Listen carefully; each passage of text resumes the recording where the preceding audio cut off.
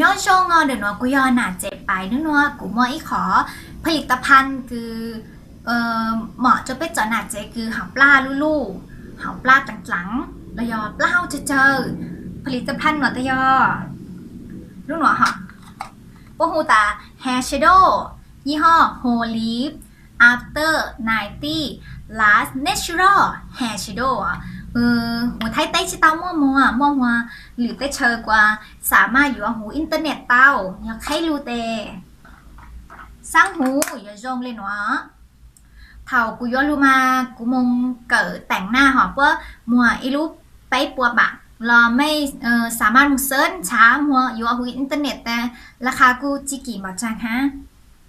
แต่ใครเนาะเนื้อมัวสีเนื้อแฮร์ชโดว์ฮะเนื้อมัวเปล่าสีฮะสีคือกูย้อนเที่ยวสีเบอร์เปล่าเนื้อสีคือสีเข้มพลอเนื้อมัวสีคืออ่อนช่างเนาะฮะแต่หูก้างเดี๋ยวจงเลยเนาะมัวไหลพวกหูตาฟองน้ำหรือว่าเนาะตุ่มพับเหาะแต่อยู่มัวเนาะจุ่มเดี๋ยวจะแฮร์ชโดว์แต่อยู่ชูอยู่หับไล่น้อยมุกเล้งnó cũng tốt bén một ít lử lỏ ấy là cụ yo tự lại lúaคือกูchỉ tao bén cho mấy xe เปรียบเทียบความแตกต่างเหรอแต่อยู่มังเปล่งด้วยหนอซื้อ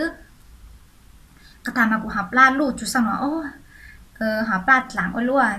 แต่เถาอยู่คลิปลาดหรอแต่อยู่จะอยู่จีมั่นใจเพราะว่าอยู่เลยหับลาดลูกเถาเลยฮอนมอดตัวช่วยหนอแต่จะอยู่หับลาคือแบบปกปิดฮะปัจจุบันนี้แบบดูกลมกลืนเขาค่ะ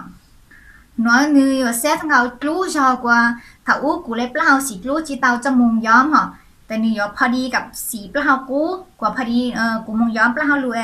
กูเลยสีเปล่าอยู่สว่างกลัวว่าจะสีแฮชโดนี่เซตกลู้ชอค่ะเอาเลยเนาะสเตย์จะอยู่คีเปล่าเราอยู่ก็กงตาเฮาเนอะสมัยโบราณเหรอแต่ว่าจะอยู่มั่นใจคราวตัวนุ่นว่ากูจะรู้รีวิวจะไม่แซ่บแบบนั้นเนาะเผื่อแม่เล่นจือหาปลาหลังหาปลาลู่รอสนใจดูผลิตภัณฑ์เนาะเราแม่มึงช้าเซิร์ชถึงอินเทอร์เน็ตมึงช้าอยู่ว่าเลยแต่แหล่งคือจิโฉมเนี่ยเราไม่สามารถใช้อายบราวคือสีกลูฮะหรออายแชโดว์คืออายแชโดว์ถูกแล้วอายแชโดว์สีกลูจะรู้ทดแทนตากว่า